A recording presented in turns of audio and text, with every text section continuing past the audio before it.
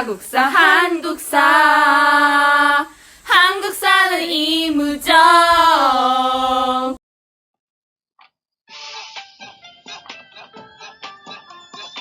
여러분 안녕하세요. 오늘은 주제 21 흥선대원군의 개혁을 살펴보겠습니다. 학습 목표 왕권 강화 정책과 수치체제 개혁 등을 통해 개혁의 성격을 설명할 수 있다. 여러분, 지금 저는 경복궁에 나와 있는데요. 조선의 상징이죠. 그런데 이 경복궁 1868년에 완공되었어요. 조선은 1392년에 완공됐는데 이게 웬일? 네, 임진왜란 때 경복궁은 불탄 이후로 복원되지 않다가 오늘 배울 흥선대원군 시기에 복원되게 됩니다. 그럼 흥선대원군은 왜 이 경복궁을 복원했을까요? 자, 수업 속으로 들어가 볼까요? 고고! 첫 번째, 19세기 국내외 상황. 여러분, 흥선대원군의 정책을 살펴보기 전에 도대체 국내외 분위기가 어떤지를 먼저 봐야겠죠. 먼저 국내의 분위기입니다. 안동 김씨로 대표되는 이 특정 가문이 권력을 독점하는 세도 정치로 정치 기강이 굉장히 문란해집니다. 이때 사람들은 관직에 진출하려면 안동 김씨 라인을 타려고 막 줄을 서고 이랬어요. 또 뇌물도 바치고 이렇습니다. 그러니까 한마디로 말해서 부정부패가 굉장히 만연한 시기였죠. 이렇게 뇌물을 바치고 관리가 되면 이 관리는 그 돈을 어떻게든 메꿔야겠죠. 그래서 백성들에게 가혹하게 척취를 하기 시작하면서 삼정의 폐단이 발생하였습니다. 이로 인해서 곳곳에서 농민들이 봉기를 일으켰죠. 삼정의 폐단. 과연 관리들은 백성들을 삥뜯기 위해 어떻게 장난을 쳤을까요? 지금 설명해 드리는 거는 우리 진도 범위는 아니고 이 전 범위긴 한데 그래도 한번 짚고 넘어갈 필요가 있어서 선생님이 설명을 좀 해드릴게요. 삼정은 세금과 관련된 세 가지 항목인데요. 토지세인 전정, 군역 대신 군포를 거두는 군정, 그리고 원래의 빈민 구제를 위한 대출 제도였던 환곡입니다. 어떻게 장난쳤는지는 한번 쭉 읽고 넘어가세요. 선생님이 한마디로 설명을 하자면 관리들이 서류를 조작해서 백성들을 강제로 삥 뜯어갔다 라고 생각하시면 돼요. 다음으로 국외의 분위기를 봅시다. 산업혁명으로 발전한 서구 열강들은 식민지 늘리기에 눈에 쌍불을 켜고 달려들게 되는데요. 그 타겟 중 하나가 아시아였죠. 이 아시아에서 세계 최강대국이다 라고 자부했던 중국도 털렸고요. 일본마저 굴복하게 되었습니다. 지금까지의 상황을 연표로 한번 다시 보면 국내에서는 세도 정치와 삼정의 폐단 등으로 홍경래은한, 임술 농민 봉기 등이 발생하였고 국외에서는 1840년 일어난 제1차 아편전쟁으로 중국은 영국에게 패배하여 문호를 개방했죠. 그리고 일본은 미국의 무력 시위 앞에 문호를 개방했습니다. 나중에 중국은요, 제2차 아편전쟁에서 또 패배하면서 서구 열강들에게 오이 썰리듯이 조각조각 뜯겨나가기 시작했습니다. 당연히 서양 열강들은 우리 조선에도 접근했겠죠. 우리는 이 시커먼 서양 증기선을 모양이 이상한 배라는 뜻으로 이양선이라고 불렀어요. 그러니까 뭐 지금으로 얘기하면 UFO가 출몰했다 이렇게 보셔도 좋아요. 그러니까 외계인의 침공과도 같은 그런 느낌을 우리는 받았겠죠. 거기다가 근처 중국, 일본이 외계인한테 털렸다라는 소식에 우리 역시 위기감이 팍팍 느껴졌겠죠. 자, 지도에서 보시다시피 이양선은 우리나라 근처 바다를 여기저기 헤집고 다녔었습니다. 이런 분위기 속에서 고종이 12세의 어린 나이로 즉위하게 되면서 아버지였던 흥선대원군이 정권을 장악하게 됩니다. 선생님의 TMI 인물탐구입니다. 흥선대원군은 어떻게 왕도 아닌데 권력을 차지했는지 이 인물탐구를 통해 한번 살펴볼게요. 대원군이라는 뜻은요, 원래 종친에서 왕위를 이어받을 때 왕의 아버지를 말합니다. 여러분 이상하죠? 왕의 아버지는 당연히 왕이어야 되는 거 아니야?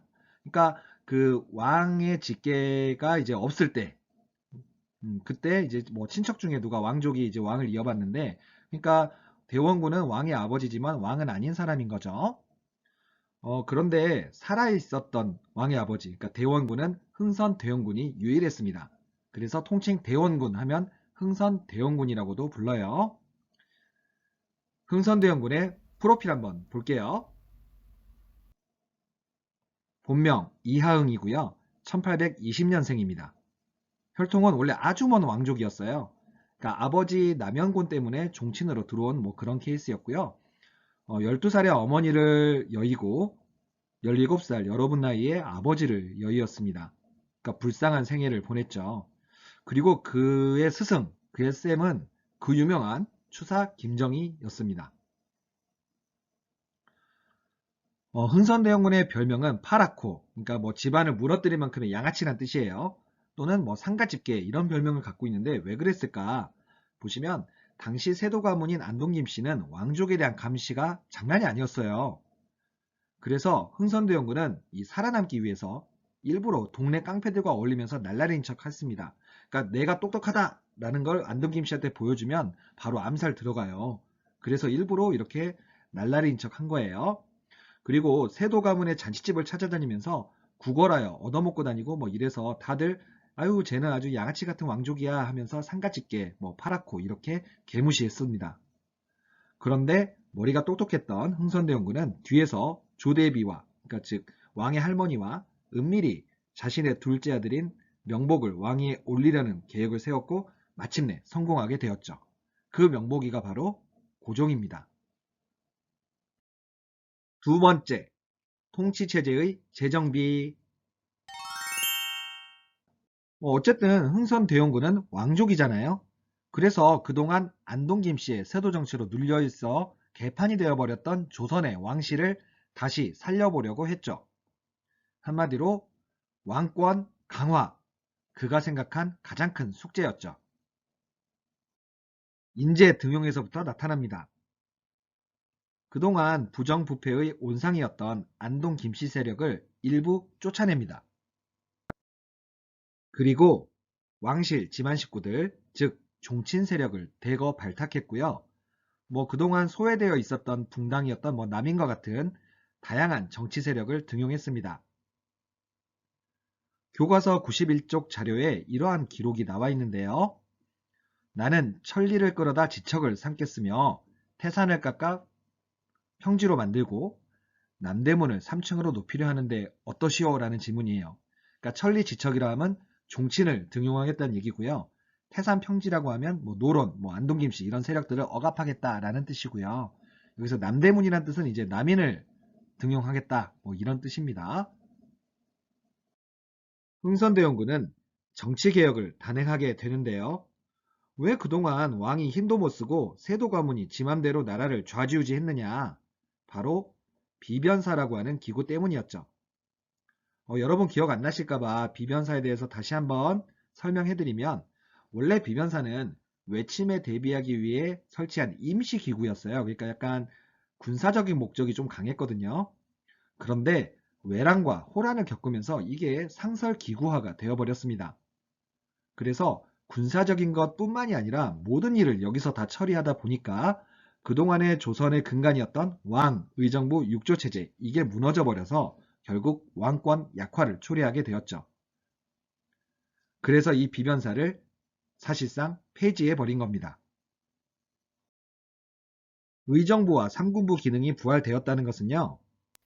정치와 군사가 분리되었다 이렇게 이해하시면 되겠는데요. 그러니까 그동안 비변사에서 정치, 군사를 다 꽉 잡고 있었는데 이제 이 권력이 분산되어 버리고 이게 왕 중심으로 이제 쫙 돌아가니 왕권이 다시 강화될 수 있는 계기가 되겠죠. 흥선대원군은 통치체제를 재정비하기 위해 법전을 편찬했는데요. 법전은 왕의 명령이니까 왕권 강화에는 필수템이죠. 그래서 이때 대전회통이라는 법전을 편찬했습니다. 세 번째, 경복궁 중건. 선생님이 아까 수업 시작 때도 말했듯이 경복궁은 임진왜란 때 불탄 이후 돈이 없어서 다시 짓지를 못했습니다. 궁궐 하나 짓는데 엄청난 비용이 소모되잖아요. 그러나 흥선대원군은 왕실의 권위를 회복하기 위해 경복궁을 다시 짓기로 합니다. 그동안 왕이 집 없이 지냈으니 집을 제대로 지어주는 것은 왕권 강화의 상징이었겠죠. 선생님이 궁궐 하나 짓는데 돈 엄청 들어간다고 했었죠. 그럼 도대체 이 비용을 어떻게 마련했느냐? 바로 원납전이라고 하는 기부금을 강제로 받았는데요. 이거 웃기죠? 기부금인데 강제로 받는다니 굉장히 아이러니한 상황이네요. 그래서 교과서에서는요, 이것은 원에서 내는 돈이 아니라 원망하며 내는 돈이다. 이렇게 불렸대요. 또한 당백전이라 불리우는 화폐를 막 발행했는데요. 당백, 당시 화폐의 100배다라는 뜻이죠. 그러니까 국가에서 고액 화폐를 발행해서 돈을 확보하는 것이었죠. 당시 화폐 자체의 실물 가치도 따졌었는데 당백전의 실물 가치는 원래 상평통부의 5배나 6배 정도밖에 안 됐어요. 하지만 명목 가치를 100배로 통용시켜서 신뢰도가 떨어졌죠. 그리고 단기간에 갑자기 큰 단위의 화폐가 나오니까 화폐 가치는 하락하고 물가가 폭등해서 상인들이 당백전 사용 자체도 꺼렸고요. 그냥 차라리 물물 교환을 할 정도였다고 해요. 그래서 결국 6개월 만에 당백전 주조는 중단되었다고 합니다. 그러니까 뭐 지금 만약에 국가에서요 갑자기 500만 원짜리 지폐를 만들었다고 생각해 봅시다. 여러분 엄청 불편하겠죠. 그리고 10,000원, 5만 원은 아예 휴지 조각이 되어버리죠. 그러니까 이렇게 생각하시면 돼요. 또한 당시에 이제 건물은 목조 건물이잖아요. 그래서 이제 좋은 나무 써야 돼서 양반의 조상 묘지 근처에 있는 좋은 나무들을 싹 다 베가 버렸습니다. 그래서 양반의 불만이 엄청났죠. 그럼 백성들은요, 궁궐 짓는 노동력으로 백성들을 강제 동원하면서 백성들의 불만도 샀었죠. 뭐 경복궁 중건의 결과는요, 아까 다 말했듯이 당백전의 난발로 인해서 물가가 폭등하고 유통 경제가 혼란스러워졌고요. 양반은 물론 백성까지도 모두 반발하며 민심조차 떠나게 되었습니다. 그런데도 경복궁을 다 짓고 난 다음에 계속 다른 토목공사를 막 진행하면서 국가 재정은 더욱 악화되어 갑니다. 네 번째, 삼정의 문란 개혁. 이미 철종 말년 이후에 임술, 농민봉기가 일어나 사회는 굉장히 혼란스러웠죠. 앞에서 말했듯이 세도 정치의 부정부패가 낳은 지방관의 수탈이 심화된 것이 바로 그 원인이었죠. 그래서 흥선대원군은 농민들을 안정시키고 또 이렇게 안정된 농민들이 국가에 세금을 내줄 거니까 국가 재정도 확보하기 위해 삼정을 개혁합니다. 여러분, 선생님이 아까 삼정이 뭐라고 했죠? 한번 대답해 볼까요? 전정, 군정, 황국이요. 맞아요. 전정, 군정, 황국이었죠. 여러분, 아주 훌륭해요. 먼저 전정은 토지조사, 즉 양전을 다시 실시합니다. 왜냐하면요, 이 토지대장에서 누락된, 그러니까 서류가 조작된 이 토지인 은결을 찾아내기 위해서였죠. 그러니까 그동안에 지방관한테 뇌물을 주고 있는 땅을 없는 것으로 서류를 조작질하는 경우가 많았거든요. 그래서 이런 땅들을 찾아서 조세를 부과해 국가 재정을 확보하기 위해서였죠. 그리고 군정 문제를 해결하기 위해서 호포제라고 하는 제도를 실시합니다.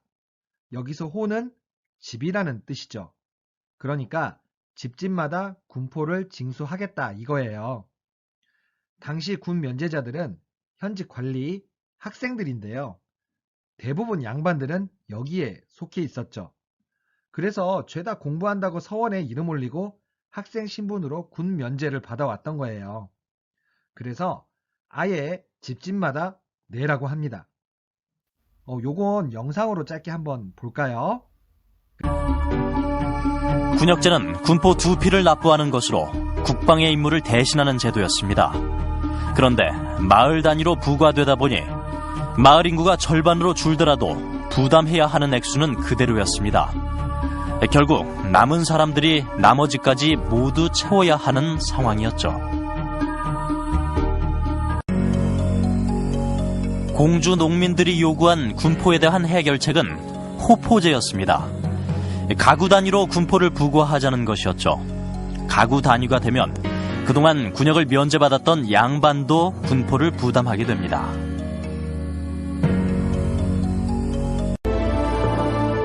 호포제 실시 효과는 즉시 나타났습니다.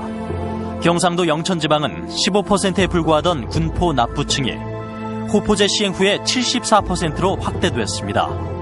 그만큼 백성들의 부담은 줄었고 국가 재정은 늘어난 것입니다. 마지막으로 이 환곡이라고 불리우는 환정. 이것은 마을에서 자치적으로 운영할 수 있도록 하는 사창제를 실시하여 관리의 비리를 막습니다. 이것도 영상으로 한번 볼게요. 잘 아시는 것처럼 환곡은 춘궁기 때 곡식을 빌려주고 추수 뒤에 갚도록 하는 제도입니다. 원국 보존을 위해 절반만 대출하도록 되어 있었죠. 그런데 관리들이 이자 수입을 위해 나머지도 빼돌리거나 착복하는 일이 다반사로 벌어졌습니다. 심지어는 그렇게 빼돌린 목까지 농민들에게 부담시키는 일 또한 발생했습니다.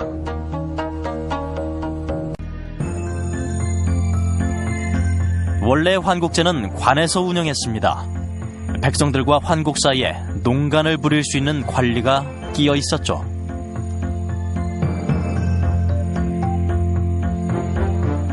그런데 사창제는 관이 아닌 마을 사람들에 의해 자치적으로 운영하도록 했습니다. 관리들이 농간을 부릴 소지를 원천적으로 차단한 것이죠. 갑오경장 이후 근대적 금융조합이 출현하는 밑바탕이 되었던 제도라고 할 수 있습니다. 이렇게 삼정의 문란을 개혁한 결과 어느 정도 백성의 부담이 감소하였고 민심이 안정되는 효과를 가져왔습니다. 그러나 이것은 운영상의 개선에 불과했지 이미 미쳐 날뛰는 지방 관리들의 수탈을 억제하지는 못했습니다. 5번째, 서원 정리. 여러분, 서원은 원래 공부하는 곳이죠. 그런데 이 서원은 면세와 면역의 특권을 가진 곳으로 양반들의 세금 회피처, 군역 회피처로 사용되었죠.